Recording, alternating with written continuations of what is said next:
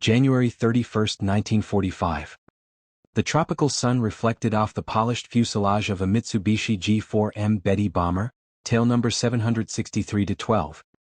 Major Frank T. McCoy, commander of the Technical Air Intelligence Unit in the Southwest Pacific, crouched, camera in hand, photographing the aircraft. His hands trembled, not from fear but from awe.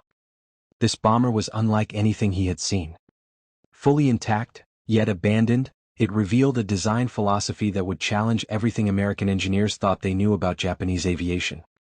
Its cylindrical fuselage stretched nearly 65 feet, wingspan over 80 feet, engines powerful and unscathed. On the tarmac it looked almost harmless. But inside it told a different story. Climbing through the inspection panels, McCoy discovered what would shock him. The fuel tanks were completely unprotected. No self-sealing layers, no armor, no fire suppression. Just thin aluminum holding thousands of liters of high-octane fuel, enough to ignite catastrophically with a single bullet. McCoy realized that this was no oversight. This was deliberate, a design choice prioritizing range and speed over crew survival. The story begins 4 years earlier.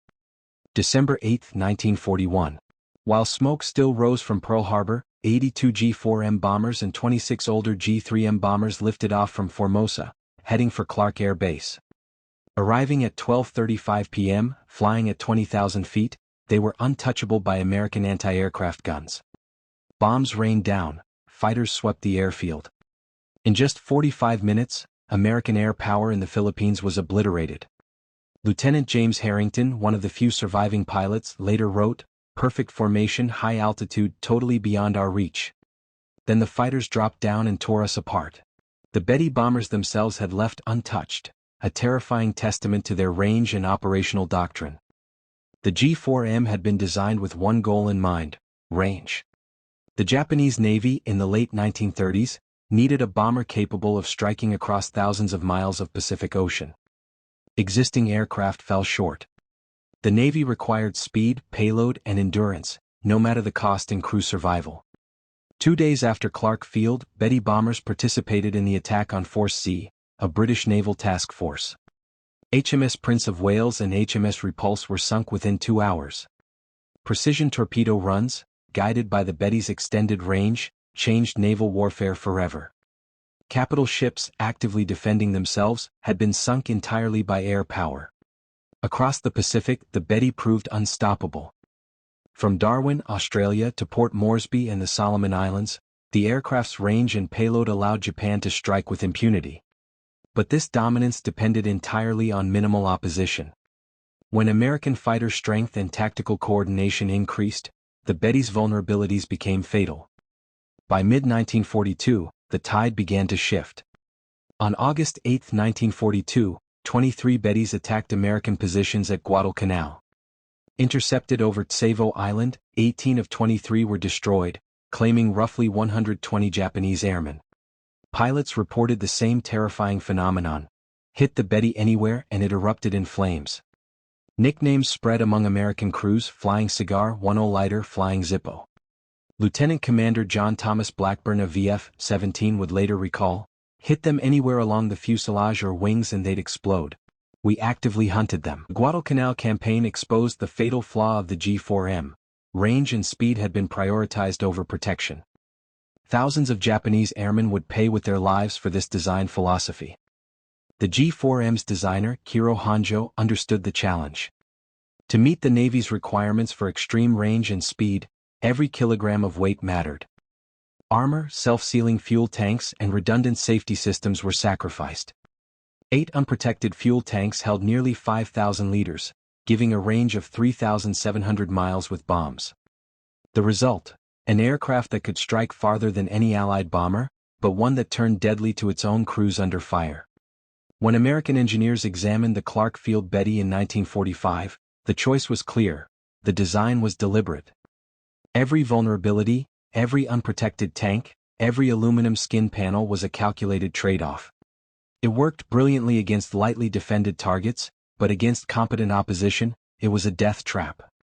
By 1943, American pilots had learned to exploit the G4M's vulnerabilities. Signals intelligence, better aircraft, and coordinated tactics made interception deadly. The most famous example came on April 18, 1943, the mission to kill Admiral Yamamoto. American P-38 Lightnings intercepted his Betty bomber formation with precision, shooting down the aircraft and ending the life of Japan's most senior naval officer. The unprotected fuel tanks ensured the bomber could not survive once under fire. Later missions reinforced the lesson. March 21, 1945, 18 Betty bombers carrying MXY-7 Oker-piloted rocket bombs were intercepted off Okinawa. Each bomber exploded before reaching weapon release range. The extraordinary range and payload mattered nothing, survivability had been sacrificed. The final mission of the G4M came after Japan's surrender. On August 19, 1945, 2 white-painted Bettys carried Japanese representatives for surrender discussions. The aircraft that had destroyed American air power at Clark Field now carried emissaries to negotiate peace. The circle was complete. The Betty had opened the Pacific War and now it helped close it. Over 4 years, Mitsubishi produced roughly 2,400 Bettys across all variants. Production peaked in 1943 at 100 aircraft per month. Yet attrition was relentless. By war's end, only a handful remained operational. Thousands of Japanese airmen had died. The aircraft's design had promised tactical advantage but delivered catastrophic casualties. The story of the Betty bomber is more than engineering, it is a story of military philosophy. American designs like the B-17 Flying Fortress and B-25 Mitchell prioritized crew survival, armor and self-sealing fuel tanks. Japanese doctrine prioritized range and mission success over human life. The Betty exemplified that difference, capable of remarkable feats, yet deadly to its own crews. Major McCoy's examination of tale number 763-12 revealed a truth written in steel and fire. The Betty was brilliant and lethal, but its brilliance came at an unspeakable human cost. Japanese airmen flew knowing the odds were against them and thousands perished. Allied forces, by contrast, had learned that technology alone is not enough. Protection, strategy, and adaptability determine survival. As the sun set over Clark Air Base, the once feared bomber sat silent, a monument to design choices, human sacrifice, and the brutal mathematics of war. The G4M Betty story is a reminder that in warfare, the balance between capability and survivability can decide not just the fate of machines, but of men.